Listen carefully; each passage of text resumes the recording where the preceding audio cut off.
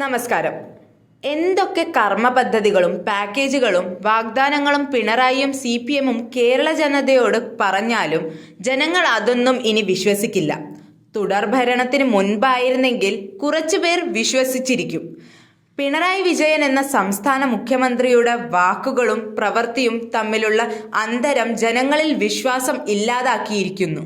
ഭരണത്തിലെ ഗുരുതര വീഴ്ചകളും അടിമുടി താളപ്പിഴകളും പിണറായിയോട് ജനത്തിന് വിശ്വാസമില്ലാത്തവരാക്കി മാറ്റി.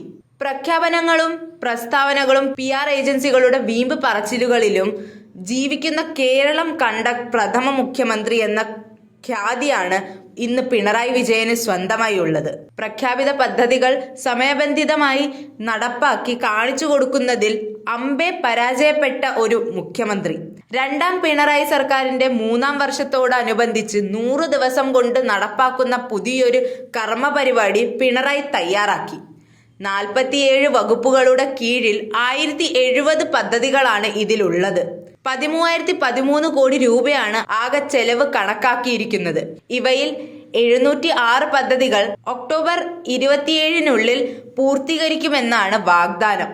364 എണ്ണം തുടങ്ങി വെക്കുകയേ ഉള്ളൂ. പൂർത്തീകരണം നീണ്ടുപോയിക്കൊണ്ടേയിരിക്കും. പൂർത്തീകരണം കാത്ത് വർഷങ്ങളായി കിടക്കുന്ന 100 കണക്കിന് നിർമ്മാണ പ്രവൃത്തികൾ സംസ്ഥാനത്തുടനീളം നീണ്ടു നിവർന്ന് കിടക്കുമ്പോഴാണ് പുതിയൊരു കർമ്മ പരിപാടിയുടെ പേരിൽ പിണറായിയുടെ പ്രഖ്യാപനം ഉണ്ടാവുന്നത്.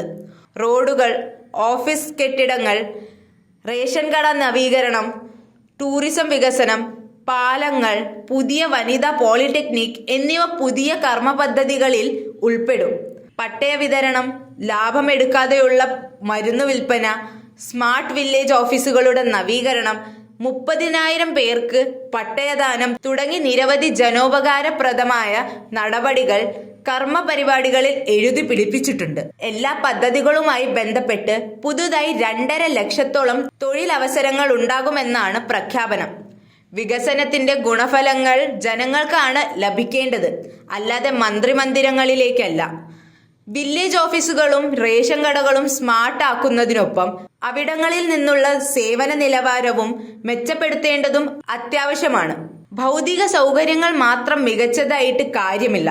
അതിന്റെ ഗുണം മന്ത്രിമാരുടെയും പാർട്ടി നേതാക്കളുടെയും ബന്ധുജനങ്ങൾക്കും മാത്രം നൽകിയിട്ടും കാര്യമില്ല.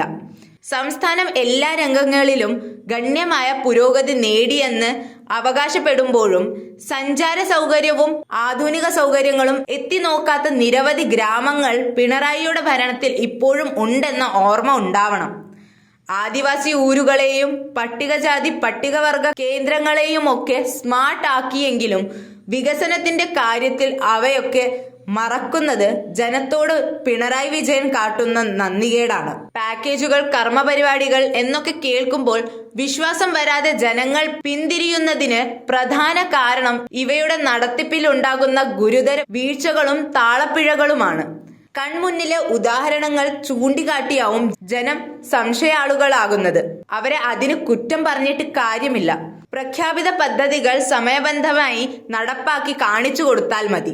പല കാരണങ്ങളാൽ അത്തരം നിശ്ചയദാർഢ്യം കാണാറില്ല. ലൈഫ് മിഷൻ പദ്ധതി വഴി 100 ദിവസത്തിനിടെ പുതുതായി 1000 വീടുകൾ വീതം നിർമ്മിക്കുമെന്ന വാഗ്ദാനം ചവറ്റുകൊട്ടയിലേക്ക് എറിഞ്ഞ പോലെ പിണറായി തന്റെ വാഗ്ദാനങ്ങൾ എല്ലാം പ്രഖ്യാപനങ്ങൾ നടത്തി ജനത്തിന്റെ പണവും ചിലവാക്കി വലിച്ചെറിയുന്ന സ്ഥിതിയാണ് ജനം കേരളത്തിൽ നേരിൽ കണ്ടുകൊണ്ടിരിക്കുന്നത്. വീടിനായി അപേക്ഷ നൽകി കാത്തിരിക്കുന്ന ലക്ഷക്കണക്കിന് പാവപ്പെട്ടവരാണ് കേരളത്തിൽ ഇന്നുള്ളത്. പട്ടയത്തിനായി നോമ്പ് നോറ്റിരിക്കുന്നവർ 10,000 കണക്കിനാണ്.